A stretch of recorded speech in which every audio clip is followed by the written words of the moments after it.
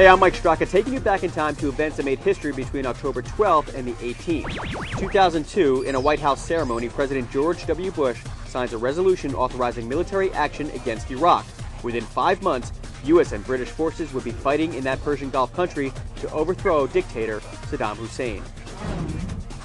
1962, pictures taken by a high-altitude U.S. spy plane showed Soviet-made ballistic missiles in Cuba, just 90 miles from the U.S. mainland. President John F. Kennedy ordered a naval blockade of the communist island, allowing only non-military supplies to pass. After 2 weeks of negotiations, the Soviets removed the missiles from Cuba. 2000, a deadly attack on a U.S. warship. The destroyer USS Cole was severely damaged by homicide bombers while at anchor in Yemen. 17 American sailors were killed. 2001, the anthrax scare spread to Capitol Hill. On October 14th, the office of Senate Majority Leader Tom Daschle was quarantined after an anthrax-tainted letter was opened. Another letter was addressed to Senator Patrick Leahy, but was not opened. Both had phony return addresses.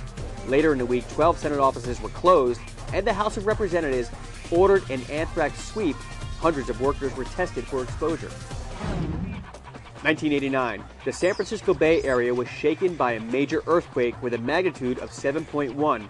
It collapsed a large portion of a double-deck freeway, crushing vehicles on the lower level. It also caused a section of the San Francisco-Oakland Bay Bridge to collapse, dumping cars onto the lower roadway. The quake killed 63 people in Northern California and injured more than 3,700 others. 1931, the feds finally get their man, Al Capone. The famous Chicago gangster was convicted on federal tax evasion charges. He was sentenced to 11 years in prison. All right, I'm Mike Straka. Keep clicking FoxNews.com for another Fox flashback to events that shaped our world.